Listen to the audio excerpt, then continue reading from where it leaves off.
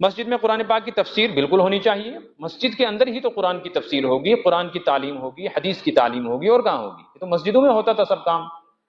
یہ تو زوال پیدا ہوا، امت کے حالات بگڑے، انحطاط آیا، تو آہستہ آہستہ تعلیم مسجد سے نکل گئی۔ مساجد کے اندر تعلیم قرآن کے حلقے چھوٹوں کے لیے، بڑوں کے لیے، بچوں کے لیے، جوانوں کے لیے، بوڑھوں کے لیے ہونے چاہیے۔ اور یہ امام کو چاہیے وہ کرے، امام نہیں کرتا تو مسجد والوں کو چاہیے کہ جیسے مصلی پر کھڑا کرنے کے لیے امام کا انتظام کیا ہے، ایسے اپنی درسگاہ جو مسجد میں چلے گی اس کے لیے معلم اور مدرس کا انتظام کریں۔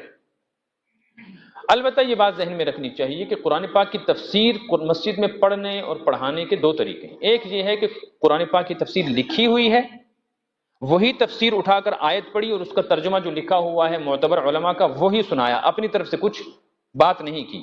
تو اس طرح کی تفسیر سنانا علماء کو بھی جائز ہے، عوام کو بھی جائز ہے۔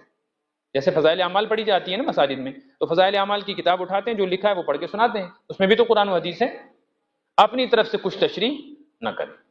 اور اگر کوئی عالم ہو تو عالم کو یہ اختیار ہے کہ وہ قرآن پاک کا ترجمہ کر کے تشریح اپنی زبان میں بھی لوگوں کو سمجھا سکتا ہے۔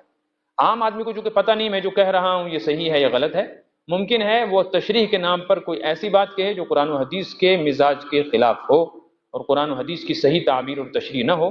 اس لیے عوام کو ہرگز اس کی اجازت نہیں ہے کہ وہ تفسیر کے نام پر درس دینے لگیں۔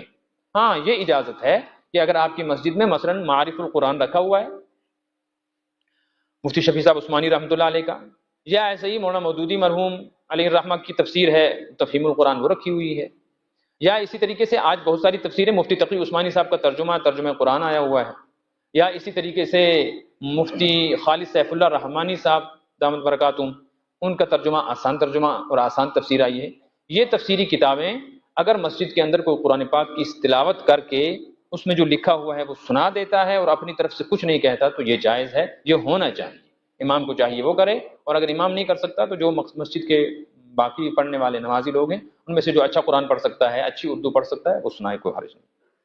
اور یہاں سب سے بہتر طریقہ یہ ہے کہ حضرت مولانا یوسف صاحب میروائز، مولانا یوسف صاحب کشمیری، میروائز خاندان کے نا بزرگوں نے ان کا نام سنا ہے، وہ جانتے ہیں، نئی نسل نہیں جانتی۔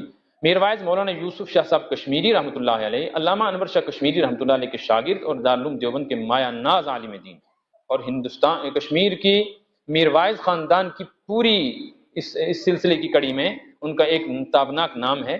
وہ بعد میں منتقل ہو گئے تھے، ہجرت کر کے دوسری طرف چلے گئے تھے جب کشمیر کا یہ بٹوارا ہوا۔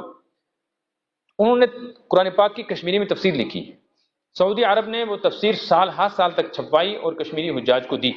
وہ تفسیر مارکیٹ میں ملتی بھی ہے۔ سب سے بہتر یہ ہے کہ جس کو اچھی اردو پڑھنا آتی اور جو کشمیری بھی پڑھ سکتا ہے، چونکہ اس دونوں کا رسم الخط ایک ہے، کشمیری اردو عربی اس کا فارسی کا، تو وہ کشمیری ترجمہ قرآن اپنی مسجدوں میں رکھیں، وہ پڑھ کے سنائیں۔ جو بوڑھے لوگ ہیں جن کو اردو نہیں آتی ان کو بھی سمجھنا آسان ہوگا، بڑی بہترین تفسیر ہے۔